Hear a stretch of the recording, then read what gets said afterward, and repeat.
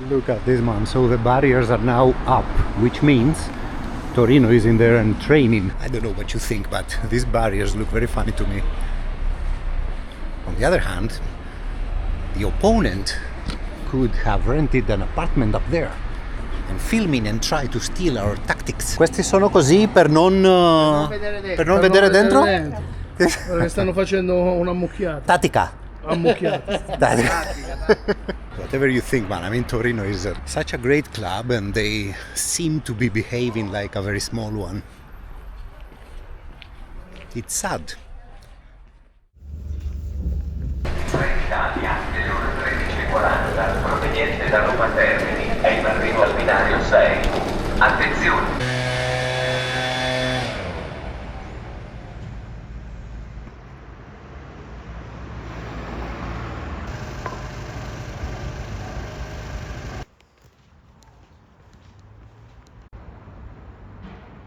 Just look at this beauty, man. Now, I don't know if it's a beauty or not.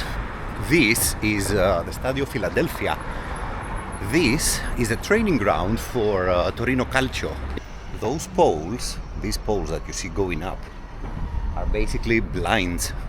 So that when Torino is training, they can close them down so that the enemies don't find out their secrets.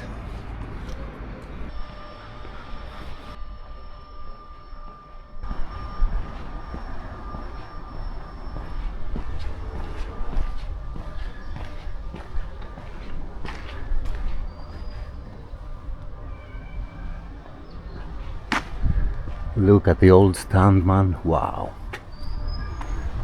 This is part of history, man. So, if you read between the lines here, it says Cairo Vatene, which basically means Cairo, get lost. Urbano Cairo has bought the bankrupt Torino Calcio in 2005 and changed the name to Torino Football Club, and he bought them for 10,000 euros. You can literally imagine Cairo's people trying to cover all these messages from Torino fans asking him to get lost, and in a very weird fashion they leave something like this standing. Now, why do the Torino fans want the owner of their club to sell it? Now, first of all, it's the lack of investment, man. There was a photo circulating on the internet the previous days with a Torino fan having a banner saying that he has spent more on wine than what Cairo has spent on the team. Urbano Cairo has sold some of the major talents of Torino. Alessandro Buongiorno was sold to Napoli. Bellanova was sold to Atalanta. When they are interested in a player, everybody knows they are interested. Torino advertises their interest, and then the other teams are coming and signing the players. Which is ridiculous. And then what happens is that they go and sign players with not much value, and they end up being compromised. My team also does that, bloody hell. AEK also does that. So in a way, Cairo holds the team hostage. I mean, Torino never plays for anything. I mean, they don't play for Europe, they don't play for cups. They are just a mid-table, happy to be there. Not the fans are very unhappy. Team, you know? It's weird. Once a year, every 4th of May, there is the anniversary of Superga. It could be a good idea that Torino fans would probably protest in that day against these policies of Urbano Cairo. Who knows? Maybe they will. Now, what I also read online, I don't know if this is concrete, an interest from Red Bull to potentially buy the team. Bloody hell, that would be a disaster. I mean, yeah, I know Red Bull have money and they more or less guarantee success, but they fucking change everything. They change the whole character of teams, change colors, change the symbol. It's bad. And let me tell you, as a Liverpool supporter, I hate the fact that Jurgen Klopp, who I love, is part of Red Bull now. I mean, I don't understand it.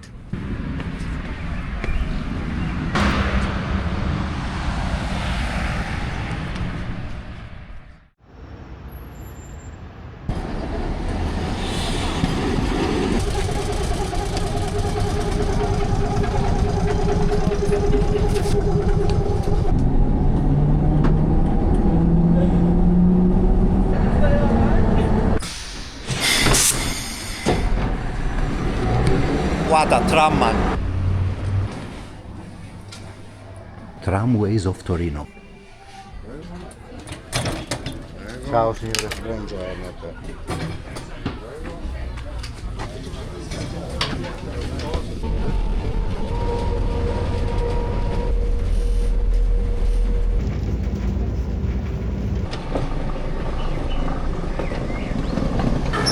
Let me tell you, man, so Torino gets 10 out of 10 for the public transport. Right, there are many reasons why Torino Football Club, Torino Calcio, is a legendary club, man. One of them is behind us. The church behind me is the Basilica of Superga. Superga is this hill situated to the east of the city of Turin, which city of Turin we will be calling Torino from now on because I like it better. On the 4th of May 1949, an aircraft carrying the entire squad of Torino Calcio crashed on the wall behind this church right here. That was a terrible crash that destroyed probably the best team that Italian football has seen. The aircraft was constructed by Fiat.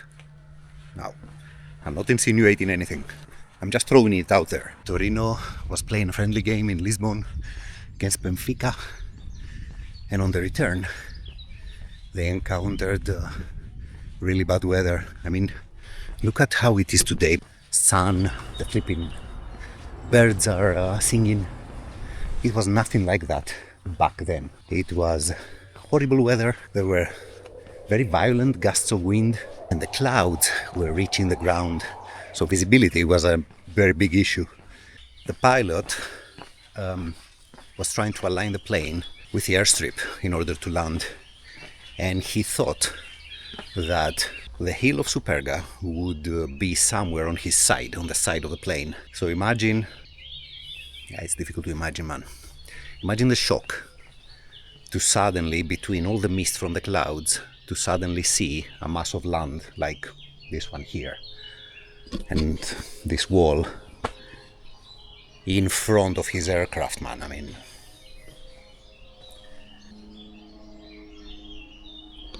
Aldo Ballarin, Dino Ballarin, brothers. Wow. The captain. Check it out, Mario Rigamonti. Oh wow. Mario Rigamonti, I think it's the name of the stadium of Brescia. He was a member of this team. The shirt is our heart and Superga is our soul.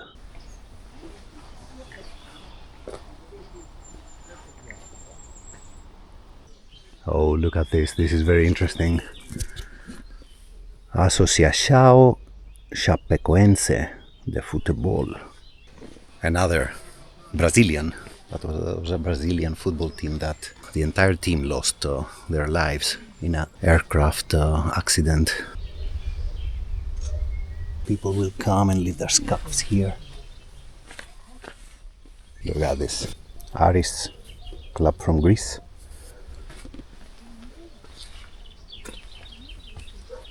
Up until that point, Torino had been champions of Italy for consecutive years. And when this accident happened, it was a massive shock, of course. And the rest of the teams participating in the league decided that all of them would play the rest of the games with the youth squad and hand the title to Torino. That was the last title from that glorious period of that team of Torino Calcio. They did win an extra Scudetto in 1976, I think. But yeah, it's been downhill since then.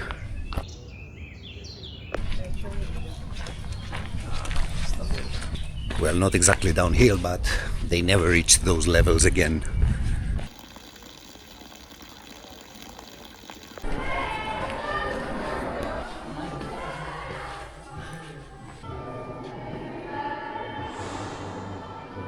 Let me show you something. This place refers to the graves of the Savoia family. I don't know if you realized how heavy this is. This is the family that ruled over Torino for more than 800 years. This is the same family that orchestrated the Risorgimento, the unification of Italy. Vittorio Emanuele was part of this family. Unfortunately, We need to stay with a group to see that the graves. I don't want that, man. I mean, who wants that? But really now, this is important. I mean, Vittorio Emanuele himself was part of this family. I think his tomb is in Rome. I think it's at the Pantheon.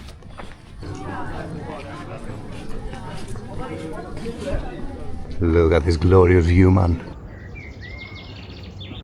Unfortunately, there's haze, so we can't see the Alps. But Torino is big, man. Look at it expanding in our hearts.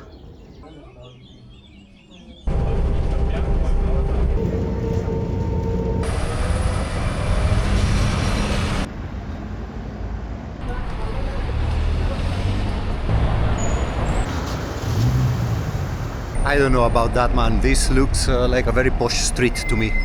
Have you ever wondered why the Juventus-Torino game is called Derby della Mole? Well, here's the mole. Bloody thing is huge. I think this is the meaning of the word mole, huge. Antonelli, symbol of the city. Originally was commissioned as a synagogue. Right, so the thing is a museum of cinema. I saw this in India, the Shadow Theatre. We have nudes. What a movie. There you go, man, the mole.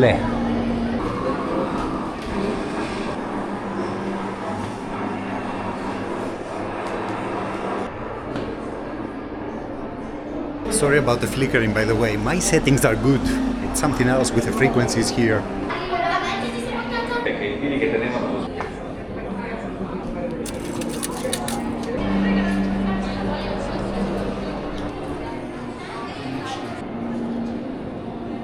This is probably one of the best cinema museums I've ever seen. Torino, in case you were wondering, has the bull as its symbol. The football team, Torino Calcio, has the bull as its symbol. And this is not by accident. The first inhabitants of these here parts were a Celtic tribe called Taurini. And later on, when the Romans conquered this area here, they called the city, the town back then, Augusta Taurinorum. So, you get the idea. Populus Ove Taurinensis. There are more bulls in the various names of this place than in a Spanish arena. Università di Torino. The Romans, wherever they would build their towns and cities, to make a road going from east to west. This is this one here, Via Garibaldi. Via Garibaldi stands exactly on that ancient Roman decumanus road, going from east to west. Should we indulge in a Aperol Spritzman first? Or should we address the elephant in the room? Or maybe the zebra in the room? Palazzo di Città, is this a city hall? There you have it, man, another dead king or soldier from the Crusades. As we do in every city we go, let's search for signs of campanilismo. There's one right in front of me. Look at Torino, man. Wherever I turn, there is something gorgeous. Look at this gate, and right next to it is the police. That's less gorgeous. This dates back to the bloody Romans. Absolutely stunning. You can see remnants of the ancient wall and people doing picnic under it. Right, so after the accident of Superga, Torino had to re-emerge from the ashes. Juventus, on the other hand, who had been under the patronage of Fiat and the Agnelli family since 1923, were on the rise.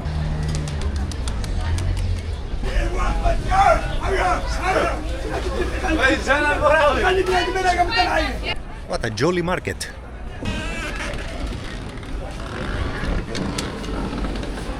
There you have it, more market.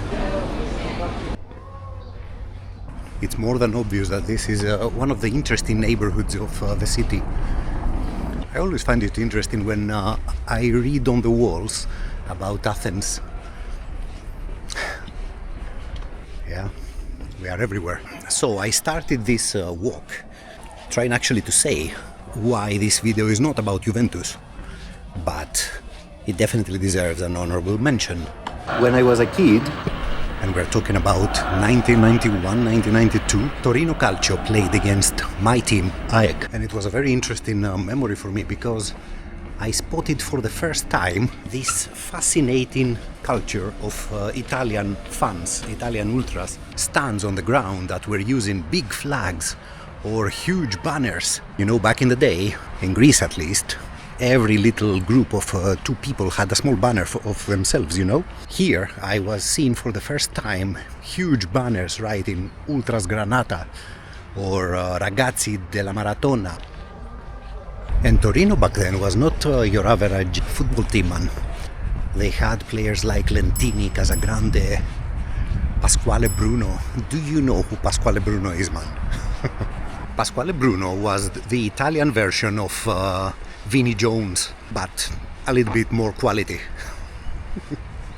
There was an incident at one point with Van Basten. Van Basten was playing for Milan, of course. So I don't remember exactly. Van Basten scores and is doing a dance in front of Bruno. Now, the moment Fabio Capello saw that, Fabio Capello, the Milan coach, saw that incident, a minute later he took him out to anticipate. That's the genius of Capello, to anticipate the revenge that was coming on Van Basten's legs.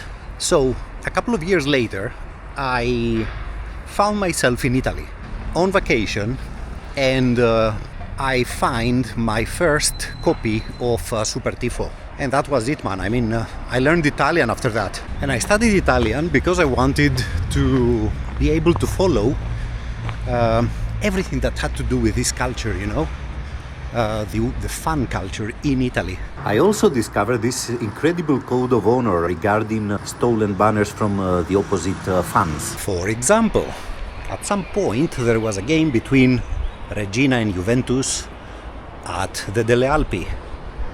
So Regina fans go to Delle Alpi to support their team, hang their banners. It was at the second tier, and then a couple of very intelligent Juventus fans went to the lower tier, one on top of the other, and they pulled down a banner of the Ragazzi della Maratona. That was an ultras group from Torino, who were friends with Regina back then. I cannot fucking forget about that. I found it so fascinating as an act. Ragazzi della Maratona, the ultra group, got dissolved after that. I mean, that was the code of honor back then. I'm not very sure this still happens. And the friendship between Torino and Regina faded away. However, I'm not here by accident, man. I mean, look at this square here. This square bears the name, the square for the victims of Heysel. Now, those of you who follow the channel probably know that I support AEK and I also support Liverpool Football Club. As a matter of fact, one of my first videos that had to do with anything with football was a video about Heysel. We traveled to Brussels. Go watch that video if you want to know my opinion on that horrible day.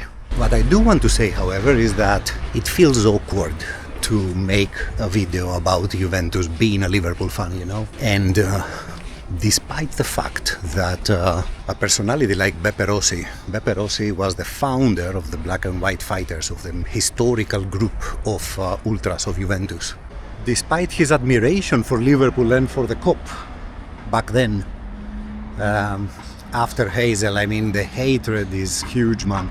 So, yeah, Juventus feels weird for me. But if I'm perfectly honest, man, I mean, I have been to the Juventus Stadium once. That was 8 years ago, something like that. Not for a game, to have a look, you know. We do that. I can't say I liked it. I mean, it's, first of all, it's far away. It's, I think it's at the same spot that Delle Alpi was. And it feels like a mall. I mean, it doesn't feel I mean, you saw where we are now, in the Philadelphia area, with the old training ground, the stadium of Torino is also very close to that area. It feels different, you know? And there is one more issue at play here. Most ultras of Italian teams actually boycott going to the Juventus Stadium because of the ridiculous prices that they impose on the visiting fans. The Juventus Stadium reminds me of what I already know from the Premier League, man. The bad thing of the Premier League, you know. It's so interesting, man. So the wall across the street writes stuff in the Basque language. Many people, man, from the Torino ultra scene were coming from the social centers. For example, Etaras came from the Askatasuna, which is the name of a social center. I couldn't understand it in the beginning, but I gave it a little search online. Oh, look at this, man. This is so emotional to see.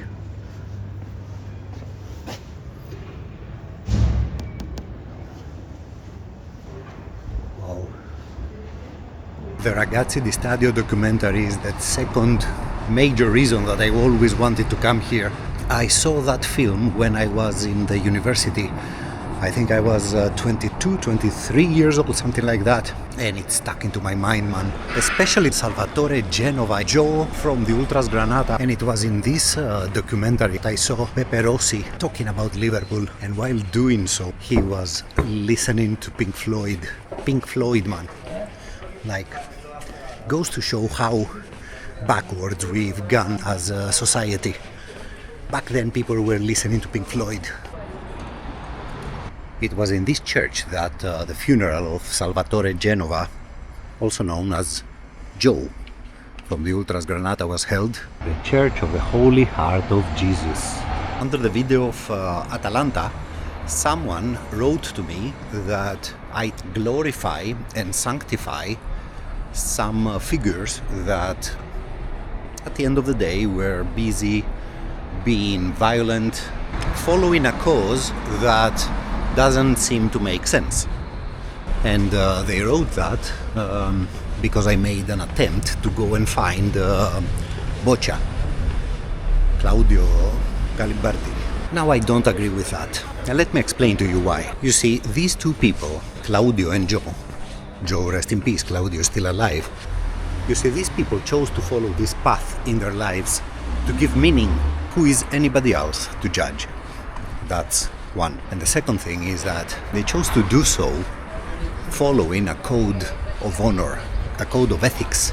And remember what we always said on this channel.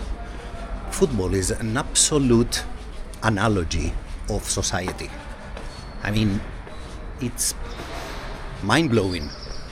The same person in Claudio, for example, that would meet back then Joe and his group on the street, and they would fight.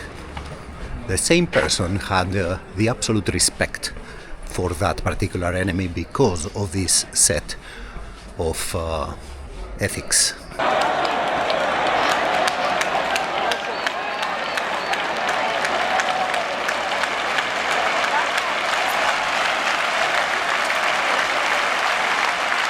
And there is another example I have for you.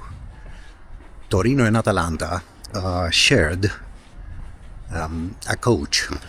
Emiliano Mondonico was coach for both of them, and they loved him, both of them. It doesn't matter that they hated each other on the stands. They loved Mondonico. So when Mondonico died, both sets of ultras participated in the funeral. I mean, if that doesn't show respect and value, I don't know what does. Mondonico, by the way, was the coach of Torino when they played against AEK.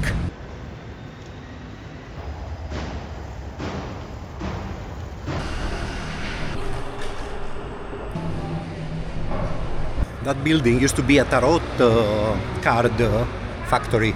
Now it's a bank. So, you know, the evil is in there. Still. Are hooligans still into Stone Island, man? Or are we all in the North Face promoting?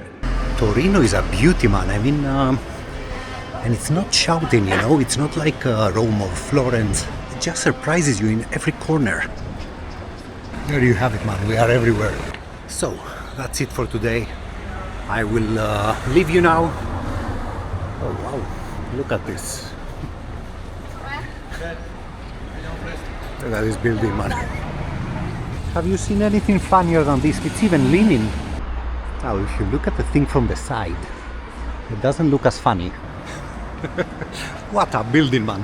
So, I made some investigative journalism because this is what we do in the channel. And the guy who built this was the same guy that built the mole.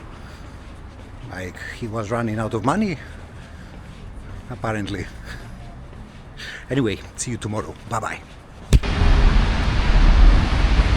So, in typical fashion, we visit the stadium a couple of days before we go to the game. Remember, Torino plays against Hellas Verona, and we have a ticket. What do you reckon? Stadio Olimpico Grande Torino. Former Stadio Comunale of Torino. This is the place where Torino started playing their games after they abandoned Philadelphia. So, Milan, a lot of Milan. There's Genoa over there, probably Lazio. Panini, Pizzette, Piatti Caldi. Some Casa Pound stickers.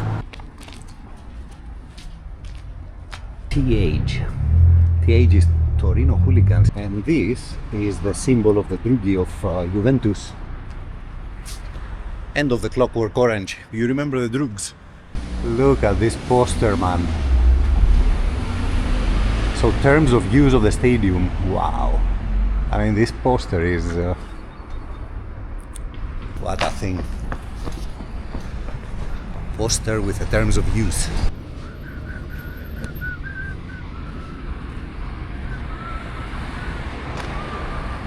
Cairo, by the way, if you search online about him, he has a very interesting story. He was an associate of Silvio Berlusconi at some point. And he's owner or co-owner of a media group that owns, among others, I think Gazzetta dello Sport or Corriere dello Sport, one of those main journals of Italian sports. This street here, by the way, is still via Philadelphia, the same street that eventually leads to the old stadium.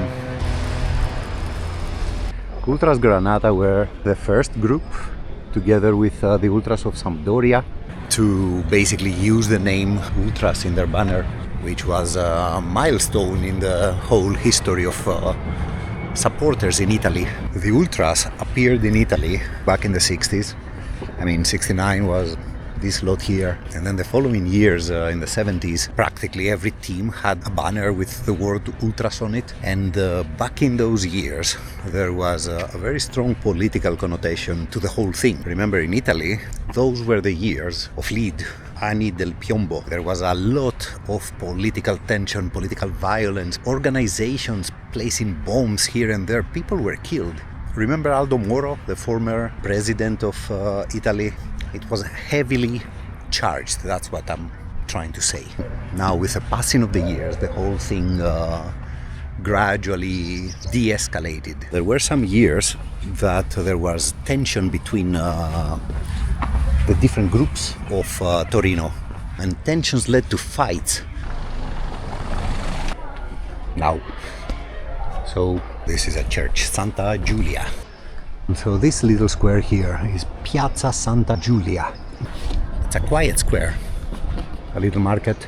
Now, believe it or not, it was in this square that the Ultras Granata and the Banda Bayer, the two opposing Ultras groups of Torino, fought in 2017. Banda Bayer took their name from a young Torino fan who died prematurely. And in due time, Banda Bayer themselves evolved into what is now known as Torino Hooligans. And like in any clash, it ended up in banned fans. There were games that Torino was playing, and when they would meet each other in the away fans stand, they would fight. Fortunately, this whole thing is now over.